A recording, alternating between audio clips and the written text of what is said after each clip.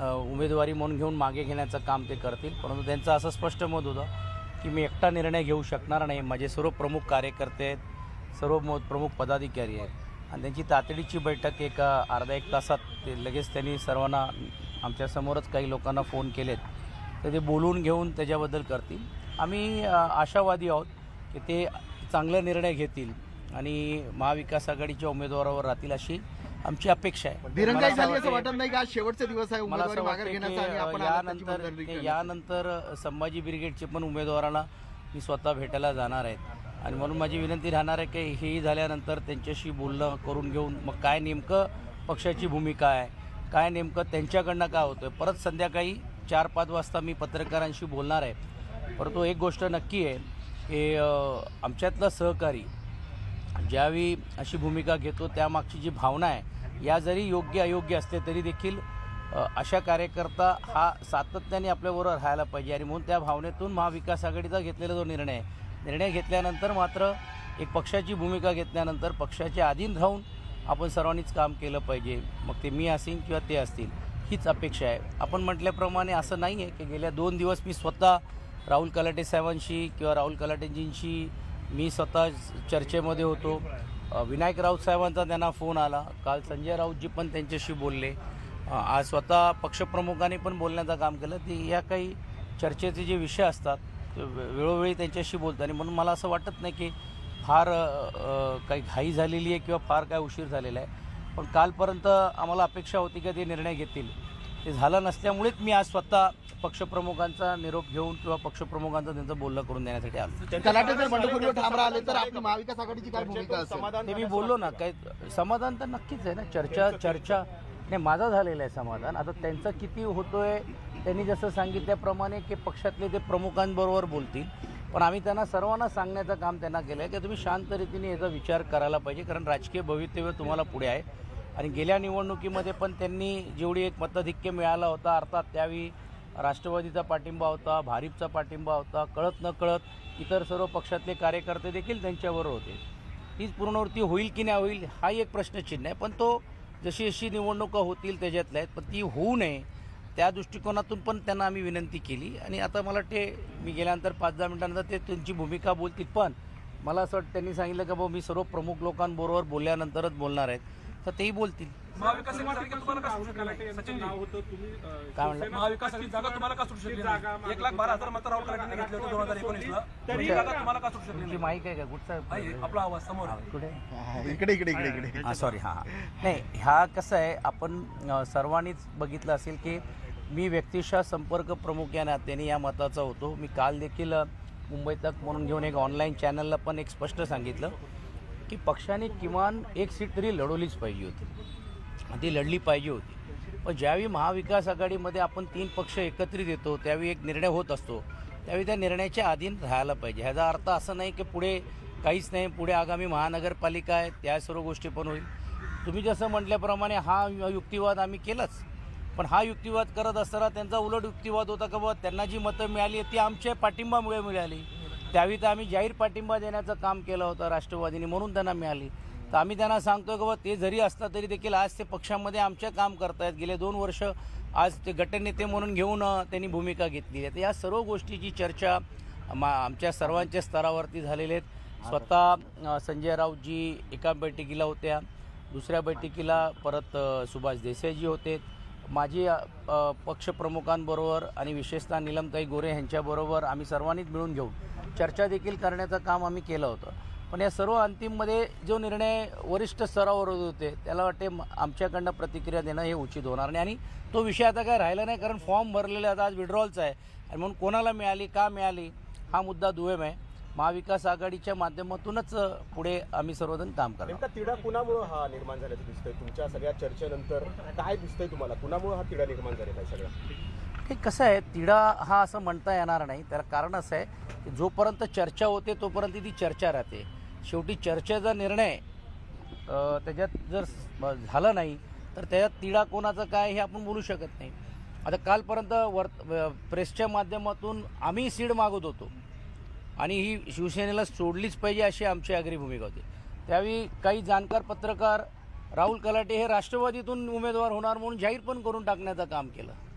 त्यावेळी आम्ही पण आश्चर्य व्यक्त करत होतो की बा उमेदवारी आमच्याकडे जर सीट मिळणार असेल ते आमचे उमेदवार आहेत.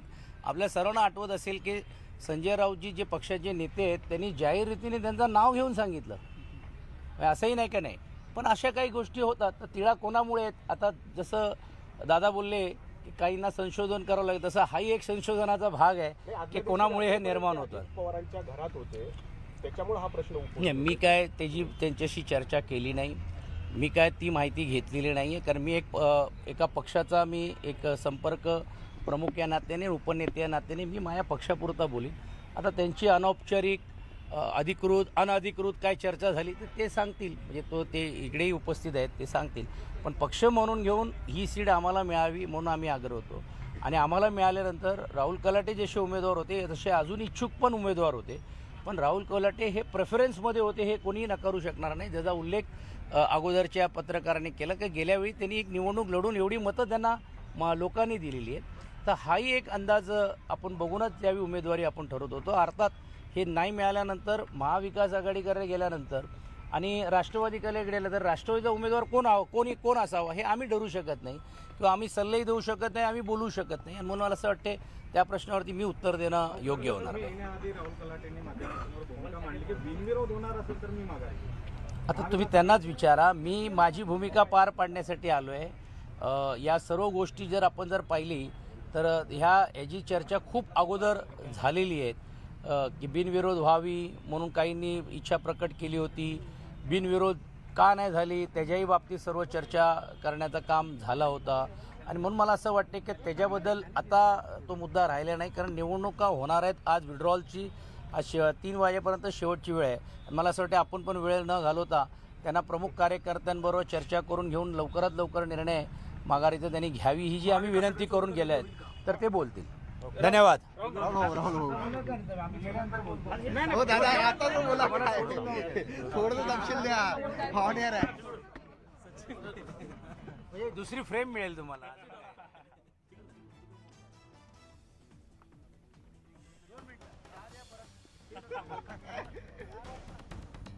पक्षश्रेष्ठींचा निरोप घेऊन सचिन अहिर सध्या चिंचवडमध्ये गेलेत आणि राहुल कलाटे यांची मनधरणी करण्याचा किंवा मन वळवण्याचा प्रयत्न केला जातोय.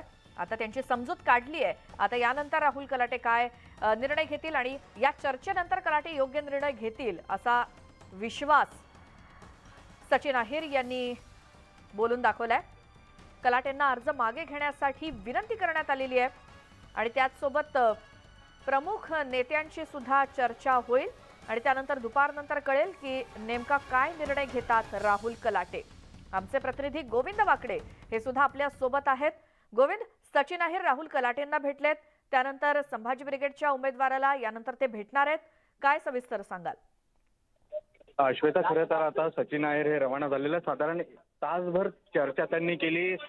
राहुल कलाटे यांच्यासोबत उद्धव ठाकरेंशी बोलणं देखील करून दिलं आणि भविष्यातील राजकारणावर चर्चा झाली असंही त्यांनी सांगितलेलं आहे.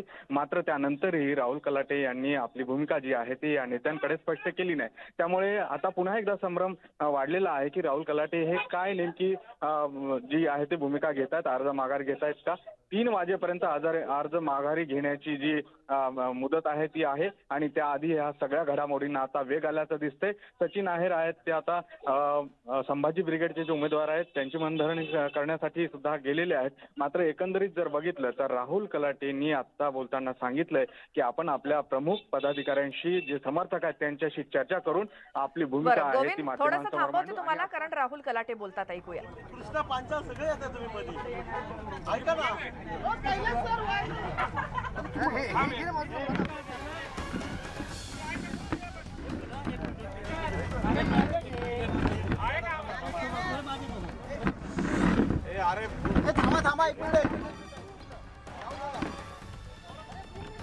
राहुल कलाटे यांची नुकतीच भेट घेतली आहे सचिन अहिर यांनी आणि त्यांची समजूत काढण्याचा प्रयत्न केलाय. आता यावरती राहुल कलाटे काय निर्णय घेणार, आपला उमेदवारी अर्ज आज दुपारपर्यंत ते मागे घेणार का, याबद्दल त्यांचा काय निर्णय झालाय हे आता राहुल कलाटे पत्रकारांशी बोलताना काय सांगतायत ते ऐकावं लागेल. कारण थोड्याच वेळापूर्वी कलाटेंची समजूत घालण्यासाठी सचिन अहिर स्वतः त्यांची भेट घेण्यासाठी आले होते आणि ही भेट झाल्यानंतर सचिन आहेर माध्यमांशी बोलत होते आणि आता कलाटे बोलतात.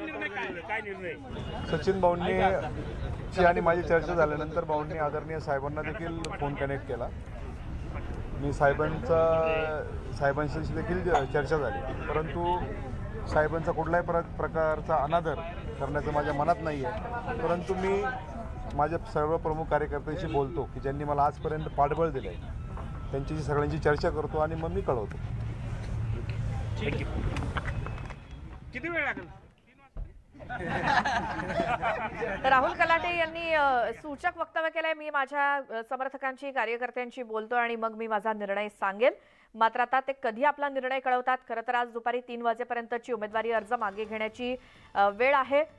त्याआधीच त्यांना खरं तर निर्णय घ्यावा लागेल. मात्र आपल्या समर्थकांशी बोलून ठरवतो असं राहुल कलाटेंनी सांगितलेलं आहे. सचिन आहेर यांनी मनधरणी करण्याचं काम केलेलं आहे. पक्षश्रेष्ठींचा निरोप त्यांच्यापर्यंत पोहोचवलेला आहे आणि आपल्या कार्यकर्त्यांशी बोलून आता निर्णय घेणार असं राहुल कलाटेंनी सांगितलंय. त्यामुळे आता 12 वाजून गेले दुपारचे. दुपारी 3 वाजेपर्यंत जो काही निर्णय असेल तो कलाटेंना घ्यावा लागेल.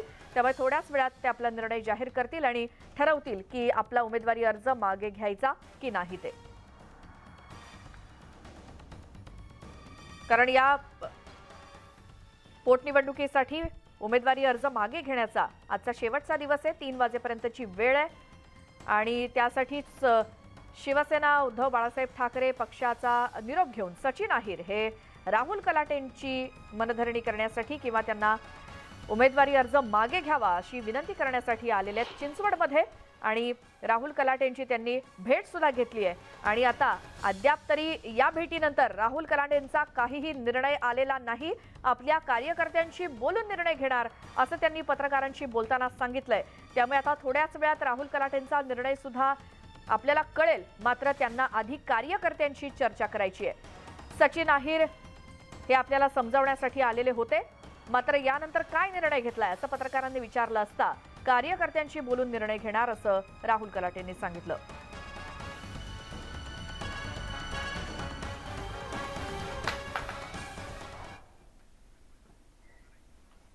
आता निवडणूक विभागाच्या अधिकाऱ्यांकडून केल्या जाणाऱ्या तपासणीमध्ये एका कारमध्ये 45 लाख रुपयांची रोकड सापडली. त्यामुळे खळबळ माजली आहे.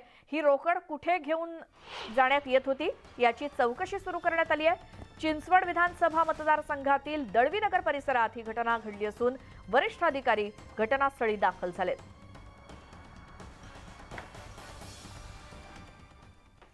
तर चिंचवड विधानसभा क्षेत्रातील दळवीनगर परिसरामध्ये निवडणूक अधिकाऱ्यांकडून सुरू असलेल्या तपासणीमध्ये एका कारमध्ये धारदार हत्यार सुद्धा सापडलंय. संबंधित कार चालकाला ताब्यात घेऊन पोलिसांकडून चौकशी सुरू आहे. दळवीनगर परिसरामध्ये ही घटना घडली आहे. चिंचवड विधानसभा पोटनिवडणुकीसंदर्भात पिंपरी चिंचवड शहरामध्ये लागू करण्यात आलेल्या आचारसंहिता नियमानुसार चिंचवड क्षेत्रामध्ये ठिकठिकाणी वाहनांची तपासणी केली जाते. एका वाहनामध्ये 45 लाख रुपयांची रक्कम आणि त्यासोबत काही धारदार हत्यारं सुद्धा आढळली आहेत आणि निवडणूक अधिकाऱ्यांकडून आता या वाहनाची कसून तपासणी केली जाते. वाहन चालकाला मात्र पोलिसांनी ताब्यात घेतले आणि त्याची चौकशी सुरू केली आहे. चिंचवड विधानसभा पोटनिवडणुकीच्या पार्श्वभूमीवर सध्या तपासणी सुरू आहे आणि एका कारमध्ये निवडणूक अधिकाऱ्यांकडून तपासणी करत असताना 45 लाखांची रक्कम आणि एक धारदार शस्त्र सुद्धा सापडलंय. कार चालकाला ताब्यात घेतले आणि चौकशी सुरू आहे. गोविंद बाकडे आमचे प्रतिनिधी आपल्यासोबत फोन लाईन वरती आहेत. गोविंद, ही कार कोणाची होती आणि ज्यामध्ये या वस्तू सापडल्या आहेत? कारचा मालक कोण आहे याबाबत अजूनही संभ्रम आहे. निवडणूक अधिकाऱ्यांनी दिलेल्या माहितीनुसार 45 लाखाची रोकड आहे आणि दुसरी एक कार आहे ज्यामध्ये कुऱ्हाड आणि इतर शस्त्र सापडलेले आहेत. त्याचाही शोध घेत आहेत. पोलीसही घटनास्थळी दाखल झालेले आहेत. निवडणूक आचारसंहिता लागू असल्यामुळे निवडणूक अधिकाऱ्यांकडनं चिंचवड विधानसभा क्षेत्रामध्ये ठिकठिकाणी चेकपॉइंट लावण्यात आलेले आहेत आणि ती तपासणी करत असताना काही वेळापूर्वीच ही रोकडही मिळून आलेली आहे आणि एका कारमध्ये हत्यारही मिळून आलेले आहेत. चिंचवड पोलीस त्याचबरोबर निवडणूक अधिकारी या संदर्भातला तपास करतायत आणि त्यानंतर निवडणूक अधिकाऱ्यांकडनं अधिकृतरित्या प्रेस नोट जाहीर करून या संदर्भातली माहिती दिली जाणार आहे. मात्र 45 लाखाची रोकड नेमकी कुठे नेली जाणार होती याबाबत आता तर्कवितर्क लावले जातात. चर्चेला विधान आलेलं आहे. गोविंद, धन्यवाद तुम्ही दिलेल्या माहितीसाठी. तर एका कारमध्ये या सगळ्या निवडणुकीच्या पार्श्वभूमीवर सापडलेली रक्कम आणि धारदार शस्त्र सापडली त्यावरून खळबळ माजली आहे. याच चिंचवड निवडणुकीसंदर्भातली एक मोठी बातमी ती म्हणजे आज संभाजी ब्रिगेड आणि उद्धव ठाकरे यांच्यामध्ये चर्चा होणार आहे। कसब्यातली आणि चिंचवडमधली उमेदवारी मागे घ्या असं आवाहन काँग्रेस आणि राष्ट्रवादीनं केलंय संभाजी ब्रिगेडला। मात्र आमची युती ही उद्धव ठाकरेंबरोबर आहे, त्यामुळे ठाकरे जे सांगतील त्याप्रमाणे आम्ही निर्णय घेऊ अशी भूमिका संभाजी ब्रिगेडनं घेतली आहे। आज प्रदेशाध्यक्ष मनोज आखरे उद्धव ठाकरेंशी बोलणार आहेत आणि या चर्चेनंतरच उमेदवारी मागे घेण्यासंदर्भात निर्णय घेतला जाईल। ठाकरेंनी तर महाविकास आघाडीला पाठिंबा दिलाय। संभाजी ब्रिगेड आणि ठाकरे गट आता काय निर्णय घेणार याकडे सगळ्यांचं लक्ष लागलेलं आहे।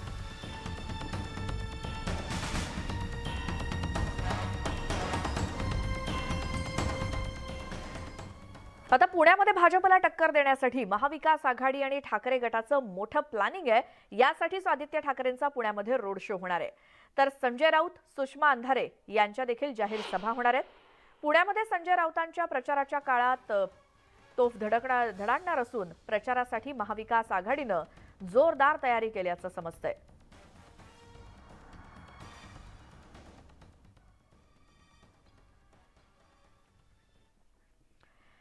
आजच्या दिवसातली महत्त्वाची बातमी ती म्हणजे राज्याला आजपासून 4 वंदे भारत एक्सप्रेस मिळणार आहेत आणि पंतप्रधान मोदींनी यापूर्वी मुंबई सेंट्रल ते गुजरातमधील गांधीनगर आणि नागपूर रायपूर अशा वंदे भारत एक्सप्रेसला हिरवा झेंडा दाखवलेला होता। आता पंतप्रधान मोदी आज मुंबई सोलापूर आणि मुंबई साईनगर शिर्डी या 2 वंदे भारत एक्सप्रेसला हिरवा झेंडा दाखवणार आहेत। त्यामुळे मुंबई ते शिर्डी आणि मुंबई ते सोलापूर पर्यंतचा प्रवास अधिक वेगवान होणार आहे।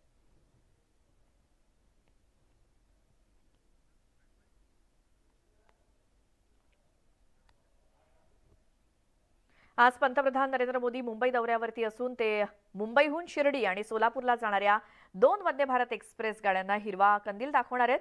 पंतप्रधान नरेंद्र मोदी आज वंदे भारत ट्रेनच्या उद्घाटनासाठी आणि मरोळ इथल्या कार्यक्रमाला उपस्थित राहण्यासाठी मुंबईत येत आहेत। संपूर्ण मुंबईमध्ये पोलिसांच्या बंदोबस्ताची तयारी पूर्ण झाली आहे। पंतप्रधान मोदींच्या स्वागतासाठी मुंबई पोलीस सुरक्षेच्या दृष्टीने सज्ज आहेत आणि मुंबईमध्ये आज काही मार्गाच्या वाहतुकीमध्ये बदल करण्यात आले।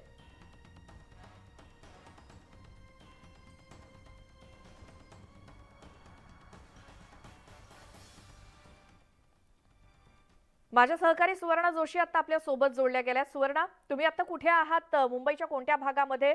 कारण साधारण दुपारी 2 वाजेपर्यंत पंतप्रधान मोदींचं मुंबईमध्ये आगमन होणार आहे आणि त्यानंतरची कशी व्यवस्था आहे?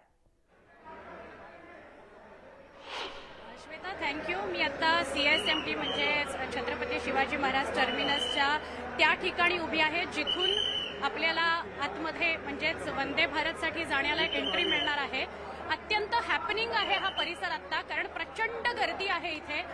पंतप्रधान नरेंद्र मोदी येणार आहेत, त्यामुळे टाईट सिक्युरिटी ठेवण्यात आलेली आहे आणि हीच ती जागा जिथून वंदे भारतसाठी सगळ्यांना सोडलं जात आहे।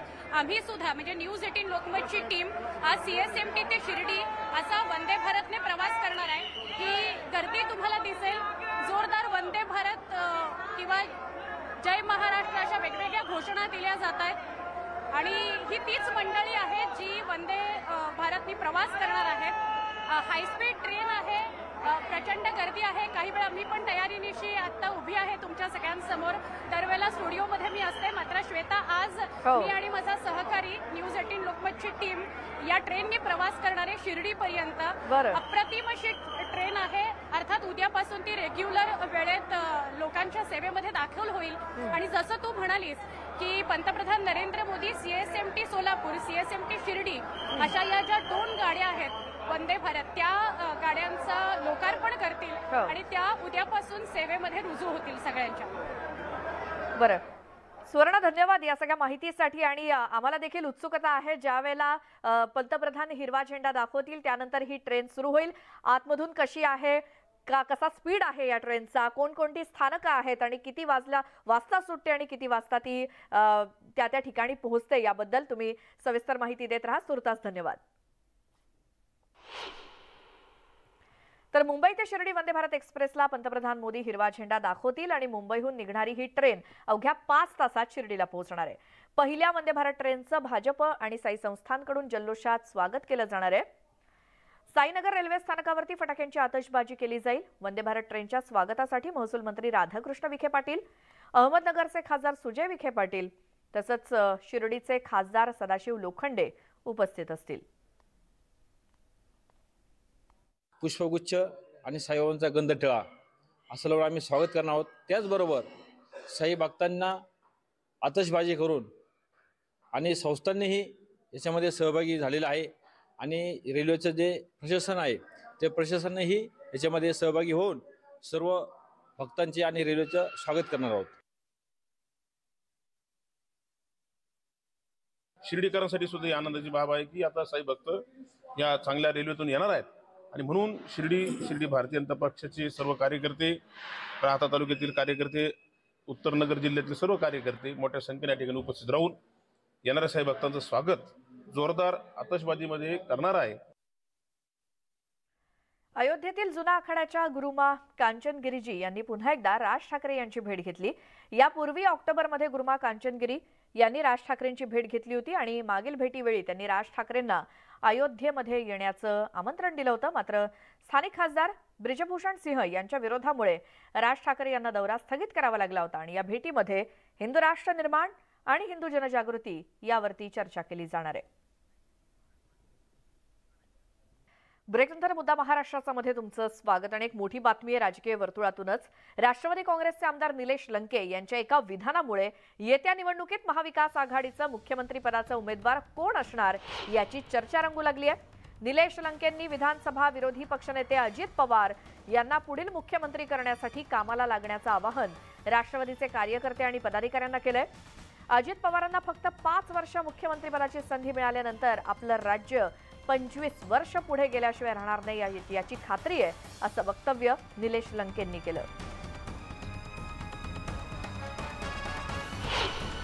या राज्यातील जो विकासाचा प्रलंबित प्रश्न आहे, विकासाचा जो गाडा थांबलेला आहे, तो गाडा घराघरापर्यंत पोहोचवण्यासाठी आपल्याला आता पक्षासाठी काम करणं गरजेचं आहे. मी तर बऱ्याच भाषणांनी सांगतो, फक्त दादांना 5 वर्ष मुख्यमंत्री पदाची संधी मिळाल्यानंतर आपलं राज्य 25 वर्ष पुढे गेल्याशिवाय राहणार नाही हे एक विश्वास आणि खात्री. कारण दादानी इतकी ऊर्जा, दादानी इतकी प्रेरणा, दादानी इतका कामाचा झपाटा मी आजपर्यंत माझ्या राजकीय कारकिर्दीमध्ये पाहिलं नाही आणि ते नेतृत्व आपल्याला सर्वांना लाभलं याचं आपल्याला सर्वांचं आपलं भाग्य आहे. आता पुढची बातमी आहे. मुंबईतल्या वरळी मतदारसंघातून लढण्याचं आव्हान देणं हे खूपच बालिशपणाचं असून अशा आव्हानांना काहीही अर्थ नसल्याची प्रतिक्रिया बच्चू कडूंनी दिली. आदित्य ठाकरेंनी आव्हान देण्यापेक्षा थेट ठाण्यामधून लढावं असं बच्चू कडू म्हणाले. हा थोडा बालिशपणा आहे मला वाटते.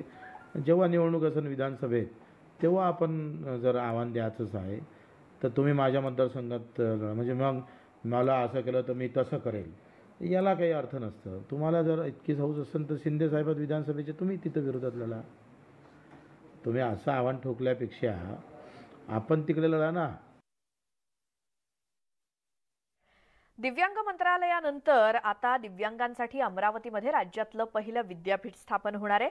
दिव्यांग विद्यापीठ स्थापन करण्यासाठी समिती गठीत करण्याचं मंत्री चंद्रकांत पाटील यांनी निर्देश दिल्याची माहिती बच्चू कडू यांनी दिली.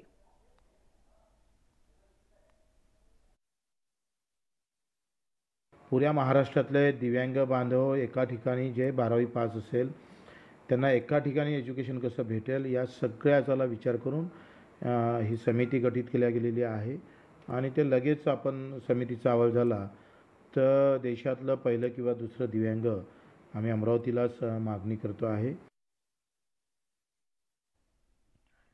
रविकांत तुपकर यांच्या घराभोवती सध्या पोलीस बंदोबस्त वाढवण्यात आलाय. 11 तारखेच्या आंदोलनाच्या धास्तीनं प्रशासन सतर्क झालंय. जिल्हाधिकाऱ्यांच्या अध्यक्षतेखाली प्रशासनाच्या बैठकांचा सिलसिला सुरू आहे आणि 11 तारखेच्या आंदोलनावरती संपूर्ण महाराष्ट्राचं लक्ष लागलंय. मुंबई आणि बुलढाणा पोलिसांचं टेन्शन त्यामुळे वाढलंय आणि शेतकऱ्यांच्या प्रश्नावरती रविकांत तुपकर आत्मदहनावरती ठाम आहेत आणि त्यासाठी ते भूमिगत झालेत. 11 तारखेला त्यांनी आत्मदहनाचा इशारा दिलाय. त्यासाठी पोलिसांचं आणि जिल्हा प्रशासनाचं टेन्शन मात्र वाढलंय. सध्या रविकांत तुपकर यांचा शोध सुरू आहे.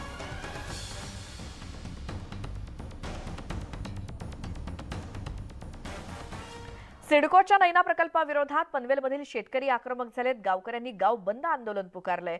नैना बाधित उत्कर्ष समितीच्या माध्यमातून गेल्या 9 वर्षांपासून सिडको विरोधात हा लढा लढला जातोय. मात्र सिडको शेतकऱ्यांची दिशाभूल करत असल्याचा आरोप नैना बाधित उत्कर्ष समितीने केलाय. 12 फेब्रुवारीपासून या आंदोलनाला सुरुवात होत असून नैना प्रकल्प बाधित गावांपैकी रोज एक गाव बंद ठेवण्यात येणार आहे. आम्ही मात्र जनतेमधून राहणारे लोक आहोत, जनतेसोबत असणारे लोक आहोत. त्याच्यामुळे आम्हाला जनतेच्या हिताचं रक्षण करण्याच्या दृष्टीनं ही भूमिका घेणं गरजेचं वाटतंय. मगाशी ॲडव्होकेट सुरेश ठाकूर यांनी सांगितलं की जे येतील त्यांच्या समवेत, न येतील त्यांच्या शिवाय, पण जनहिताचं रक्षण करण्याच्या दृष्टीनं हे आंदोलन अगदी निर्णायक टप्प्यावर नेण्याचा आमचा निर्धार आहे. मुंबईमध्ये मोठ्या प्रमाणात सुशोभीकरण होत असताना जुन्या गोष्टींकडे मात्र दुर्लक्ष होतंय. याचंच उदाहरण म्हणजे दादर प्लाझा समोरच्या कष्टकरी माणसाचं प्रातिनिधिक रूप पुतळ्याची एक बाजूची कावड काही दिवसांपूर्वीपासून तुटली आहे. त्यामुळे आपण या जुन्या गोष्टी विसरत नाही आहोत ना, असा प्रश्न निर्माण झाला. याचाच आढावा घेतलाय आमचे प्रतिनिधी विशाल पाटील यांनी. मुंबईत एकीकडे सुशोभीकरण मोठ्या प्रमाणात होत असताना अनेक ठिकाणी दुर्लक्ष होताना पाहायला मिळतं आणि याचंच उत्तम उदाहरण म्हणजे दादर येथील प्लाझा सिनेमागृहासमोरील असलेला हा कष्टकऱ्याचा पुतळा. या पुतळ्यावरील एक कावड जी आहे ही तुटलेली आपल्याला पाहायला मिळते. एकीकडे मुंबईत सुशोभीकरणाला जोर धरलेला आहे, मात्र अनेक अशी ठिकाणं आहेत ज्यांच्याकडे मात्र दुर्लक्ष होताना आपल्याला पाहायला मिळतंय. प्लाझा सिनेमागृहासमोर हा गेली कित्येक वर्ष या कष्टकऱ्याचा पुतळा आपण पाहतोय. हा पुतळा जो आहे हा दादर मार्केट येथील कष्टकरी यांना याचं प्रतीक म्हणून या पुतळ्याकडे पाहिलं जातं. मात्र या पुतळ्यावरील एक कावड जी आहे ही तुटलेली आहे. त्यामुळे मुंबईत एकीकडे मोठ्या प्रमाणात सुशोभीकरण आणि दुसरीकडे जी जुनी स्मारकं आहेत किंवा जुने चौक आहेत त्यांची अवस्था मात्र आपल्याला अशा पद्धतीनं पाहायला मिळते. त्यामुळे सुशोभीकरण करत असताना जुन्या गोष्टी आपण विसरत नाही होत ना, असाच एक प्रश्न जो आहे हा आता उपस्थित होताना पाहायला मिळतोय. त्याचंच एक उत्तम उदाहरण जे आहे हे प्लाझा सिनेमागृहाच्या बाहेरील हा कष्टकऱ्याचा पुतळा जो आहे हा आपल्याला पाहायला मिळतोय. गेले कित्येक महिने त्या पुतळ्याची कावड जी आहे ही तुटलेली आपल्याला पाहायला मिळते. Video journalist Sandeep पवारसह Vishal Patil, news 18 Lokmat, Mumbai. मालेगावमध्ये महानगरपालिकेच्या गेटवरती सुरक्षा रक्षकासोबत एमआयएमचे आमदार मुफ्ती इस्माईल यांची बाचाबाची झाली. सुरक्षा रक्षकांना अडवल्यामुळे मुफ्ती इस्माईल यांना राग अनावर झाला आणि त्यांनी सुरक्षा रक्षकासोबत हुज्जत घातली. त्यांनी सुरक्षा रक्षकावरती हात उचलण्याचा देखील प्रयत्न केला.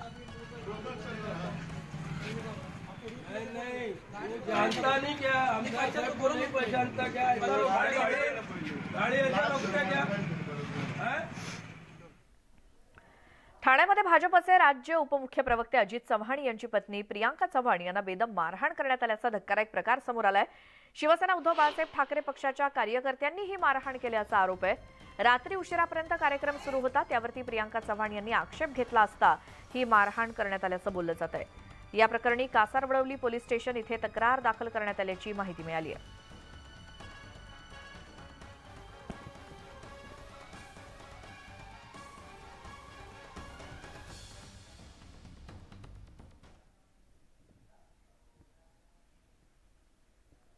हिंगोलीच्या औंढा नागनाथ तालुक्यातील जवळा बाजार येथील doctor Jayprakash Mundada urban cooperative बँकेच्या उपाध्यक्षपदाच्या निवडीवरून बँकेमध्ये तुफान राडा झाला.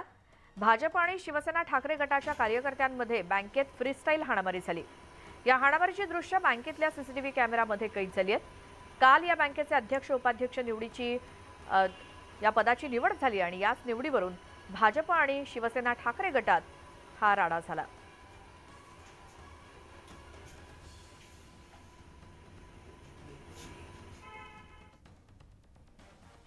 चंद्रपुरात एक मोठी बातमी समोर येते. हंसराज अहिर यांचे बंधू हितेंद्र यांचा मृत्यू झाला होता आणि या मृत्यू प्रकरणी दोषी डॉक्टरवरती गुन्हा दाखल करण्याची मागणी माजी खासदार हंसराज अहिर यांनी पोलीस अधीक्षकांना तक्रार देत केली आहे.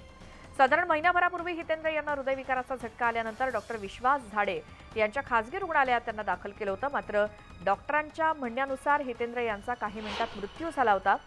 डॉक्टर झाडे यांनी उपचारात हयगय केल्याचा तक्रारीत आरोप आहे. त्यासोबत पोलिसांनी या प्रकरणी डॉक्टर झाडे यांची बाजू ऐकून घेतल्याची प्राथमिक माहिती स्वतः डॉक्टर झाडे यांनी दिली आणि निष्काळजीपणाचा आरोप त्यांनी खोडून काढला. डॉक्टर विश्वास झाडे हे शहरातील प्रसिद्ध हृदयविकार तज्ज्ञ आहेत आणि डॉक्टर झाडे यांनी मागील विधानसभा निवडणुकीत काँग्रेसच्या तिकिटावरती बल्लारपूर क्षेत्राची निवडणूक देखील लढवलेली होती. गडचिरोली जिल्ह्यातील खाणी विरोधी आंदोलन पुन्हा पेटण्याची शक्यता आहे. आदिवासींच्या प्रखर विरोधानंतरही सुरजागड टेकडीवरती आणखी 6 लोह खाणी सुरू होणार असल्याची माहिती मिळते.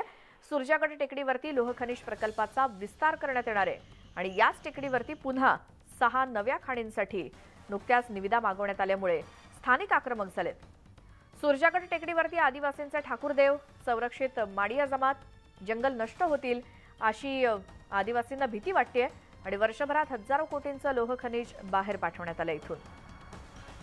त्यामुळे सुरजागड टेकडीवरती आणखी 6 लोहखाणी सुरू होणार म्हटल्यावर तिथल्या आदिवासी जमातींकडून याला विरोध केला जातोय. प्रकल्पाचा विस्तार तिथे होत असताना आदिवासी जमातीला तिथे धक्का पोहोचेल आणि म्हणूनच या जमातींकडून सध्या या प्रकल्पाला विरोध होतोय.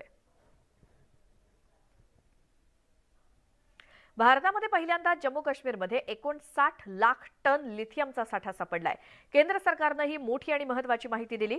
लिथियम एक नॉन फेरस धातू आहे आणि ईव्ही बॅटरीचा मुख्य घटक लिथियम आहे. तर GSIनं जम्मू आणि काश्मीरमधील रियासी जिल्ह्यातील सलाल हैमाना भागामध्ये 5.9 दशलक्ष टन लिथियम संसाधनाची पुष्टी केली आहे. एकूण 51 खनिजे असल्याची देखील माहिती मिळाली आहे. यात लिथियम आणि सोन्याचा समावेश आहे. ब्लॉक संबंधित राज्य सरकारांना सुपूर्द करण्यात आलेत. 51 खनिज ब्लॉकपैकी 5 ब्लॉक सोन्याचे आहेत तर इतर ब्लॉक पोटॅश तसंच मॉलिब्लेनम आणि बेस मेटल इत्यादींचे जे 11 राज्यांमध्ये आहेत.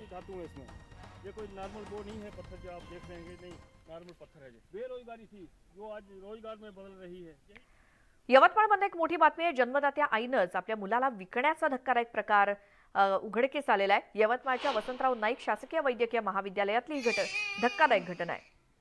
मात्र प्रशासनाच्या सतर्कतेमुळे हा डाव उधळून लावण्यात आला.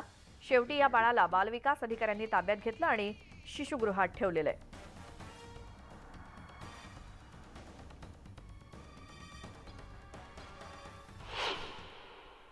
कायदेशीर दत्तकची प्रक्रिया समजून सांगितली. बाळ विकणं किंवा विकत घेणं हा कायदेशीर गुन्हा आहे याची माहिती सांगितली आणि जर असं केलं तर त्यांच्यावर गुन्हा नोंदवला जाऊ शकतो याच्याविषयी त्यांना माहिती दिली असता. तर ती जी लोक बाळ घेण्यासाठी आले होते ती तिथून पळून गेले आणि त्याच्यानंतर त्या महिलेला आम्ही माहिती दिली की बाळ हे समर्पण केलं जाऊ शकतं बालन्याय अधिनियमाअंतर्गत. तर या महिलेला समुपदेशन करून तिला माहिती देऊन बाळ बालकल्याण समितीसमोर आम्ही काल हजर केलं आणि बाळाला बालकल्याण समितीच्या आदेशाने शिशुगृह वर्धा येथे पाठवण्यात आले.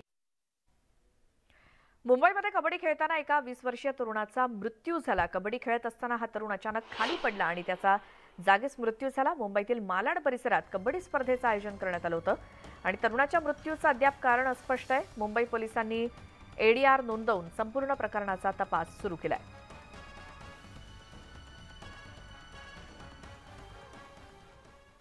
मुंबई विमानतळ सीमाशुल्क अधिकाऱ्यांनी 3 वेगवेगळ्या प्रकरणांमध्ये सुमारे 2 किलो 800 ग्रॅम सोनं जप्त केलं आणि या सोन्याची बाजारामध्ये किंमत आहे जवळपास 1,44,00,000 रुपये. तर 2 वेगवेगळ्या प्रकरणांमध्ये एकूण 92,43,000 रुपयांची रोकड सुद्धा जप्त करण्यात आली असून पिशव्यांमधून ती लपवून आणि त्यासोबत एअर फ्रेशनरमध्ये पॅक करून ही परदेशी चलनाची तस्करी करण्यात येत होती.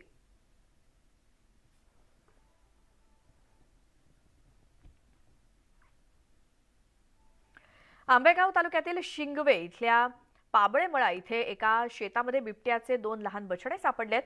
बाळू पाबळे यांची ऊस शेती असून 2 दिवसांपासून ऊसाची तोड सुरू आहे आणि ऊस तोडणी कामगार ऊस तोडण्यासाठी आले असता त्यांना बिबट्याची 2 पिलं दिसली. पाबळे यांनी वन विभागाला याची माहिती दिली. या पिलांना आता सुरक्षित ठिकाणी नेण्यात आलंय. महाराष्ट्राचा मध्ये तुमचं स्वागत. Uttar Pradesh global investors समिटमध्ये Reliance उद्योग समूहाचे CMD मुकेश अंबानी यांनी मोठी घोषणा केली. डिसेंबर 2023 पर्यंत जिओचं 5G नेटवर्क उत्तर प्रदेशच्या प्रत्येक मोठी शहरं आणि गावांमध्ये पोहोचेल अशी घोषणा त्यांनी केली.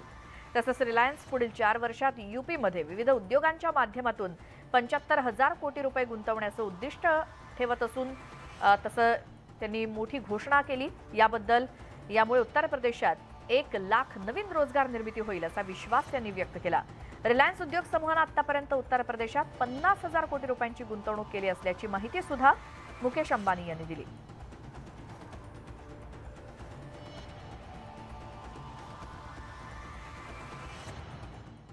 पूरी दुनिया के लिए भारत आशा का केंद्र बन गया है, वैसे ही आज नए भारत के लिए उत्तर प्रदेश आशा का केंद्र बन गया है. नोएडा से गोरखपुर तक लोगों में जोश और उत्साह दिख रहा है। लॉ एंड ऑर्डर की बात हो, इंफ्रास्ट्रक्चर की बात हो, ईज ऑफ डूइंग की बात हो, उत्तर प्रदेश भारत का उत्तम प्रदेश बनकर उभर रहा है। रिलायंस के बायो एनर्जी उद्योग से यूपी के किसानों को बहुत बड़ा लाभ होगा। हमारे किसान अन्नदाता तो है ही, अब ऊर्जादाता भी बनेंगे। इसके अलावा सॉलिड वेस्ट मैनेजमेंट में सुधार होगा और पर्यावरण शुद्ध होगा। I am happy to announce that we plan to invest an additional 75,000 crores in UP over the next 4 years across geo, retail and renewable businesses. These new investments will create an additional over 1 lakh jobs in the state. Uttar Pradesh का स्वर्णिम युग शुरू हुआ है। सरसंघचालक मोहन भागवत हे बिहारच्या भागलपूर दौऱ्यावरती आहेत आणि यावेळी भागवत यांनी बुरारीच्या कुप्पाघाट इथल्या महर्षी मेही परमहंस यांच्या आश्रमाला भेट दिली। महर्षी मेही परमहंस जी महाराज यांच्या आश्रमातील निवासस्थानाचं उद्घाटन त्यांनी केलं। त्याचसोबत प्राचीन गुहेचं सुद्धा निरीक्षण केलं। मोहन भागवत यांच्या आगमनामुळे भागलपूरमध्ये कडक सुरक्षा व्यवस्था तैनात होती। महर्षींनी आश्रमात पोहोचून गायीची पूजा केली।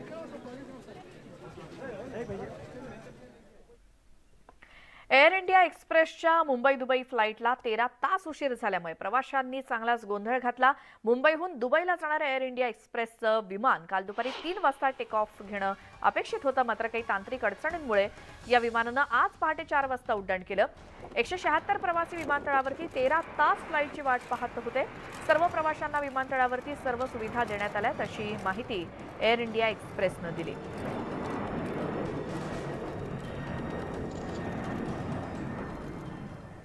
उत्तराखंडच्या जोशीमठमध्ये भूस्खलनामुळे पुन्हा एकदा तडे दिसू लागलेत आणि त्यामुळे लोक घाबरलेत।